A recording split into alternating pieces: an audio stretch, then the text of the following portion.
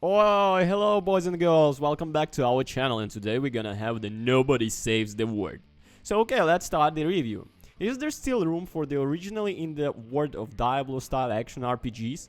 While games like Path of Exile, Grim Dawn or Wolcen are entertaining in their own right, they often feel like they're just tweaking established IRPG mechanics and presentation. While Canadian developers Drinkbox Studios, previously Gukamelethame, are here to knock the genre out of its well-worn run with their own colorful, quirky Diablo-like Nobody Saves the World. So a bit of the game info. It released January 18, 2022. Platform PC, Xbox, Xbox Series X. Nobody Saves the World moves beyond the usual warriors and sorcerers, allowing you to play as a robot bodybuilder or a rat, just to name few. But does the game truly establish its own identity? Does Nobody Save the World save us from the prospect of another same Diablo clone, or it's an empty facade? Let's crack this dungeon crawl open.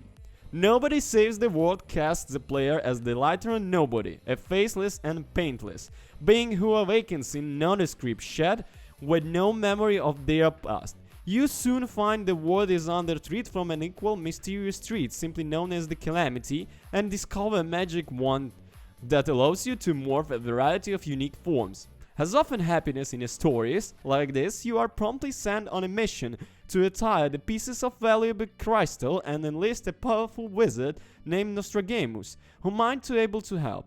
The world of NSTV is chock full of charming characters that poke fun at voracious action, adventure and RPG tropes.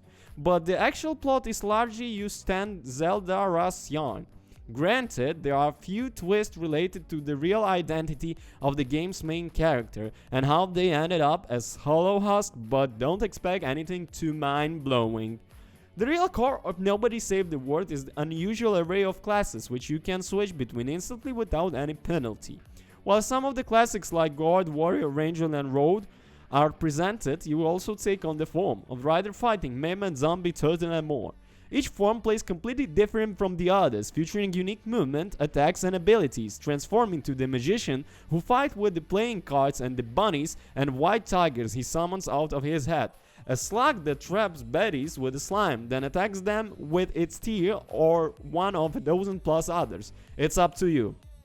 Undoubtedly, Drinkbox has come up with some creative concepts, but Nobody Saves the World isn't just a Diablo clone with a few cookie classes. The game would be a some shallow experience if that's all there was to it, but thankfully there are another level.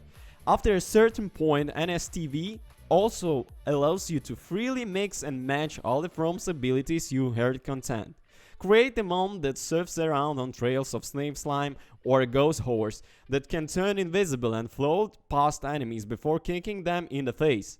As creative as you are allowed to get, you still develop your favorites as some forms are just more fun to play than others. Personally, I was most into the god, horse and monk, and frankly, I don't see many people main in the slug. That said, it's clear you are not really supposed to main any one form, as the game tries pretty hard to force.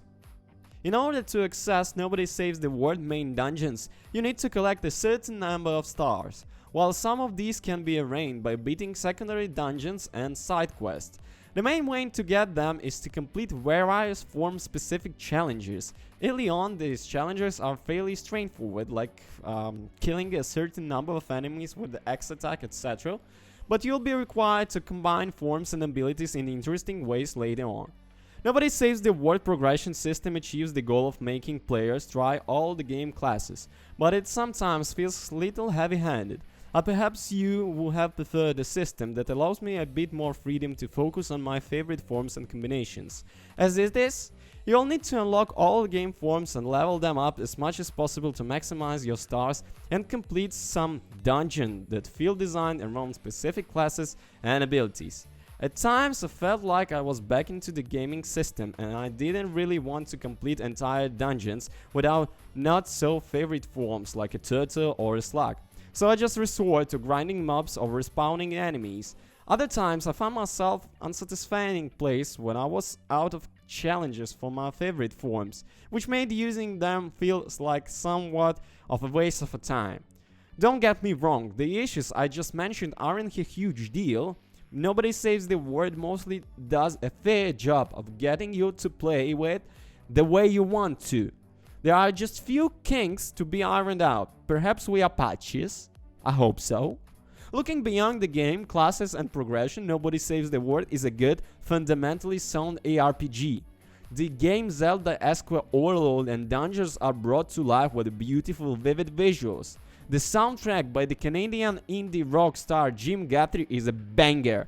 The best basic action is responsive and satisfying, and enemies and the bosses are well designed. The game also includes 2 online co-op, which can't help but make a game like this more fun. Unfortunately, unlike the past, Drinkbox Games couch co-op is not supported. It's a mess. Nobody Saves the World is a meaty adventure overall, featuring a solid 20-hour main quest, and another dozen to clean up all the side quests and secrets, and a new game plus mode for those looking for a great challenge. This is nobody you want to hang out with you for a while. The review was based on a PC copy for Nobody Saves the World provided by the publisher. Thank you guys so much. I leave all the links in the description, so enjoy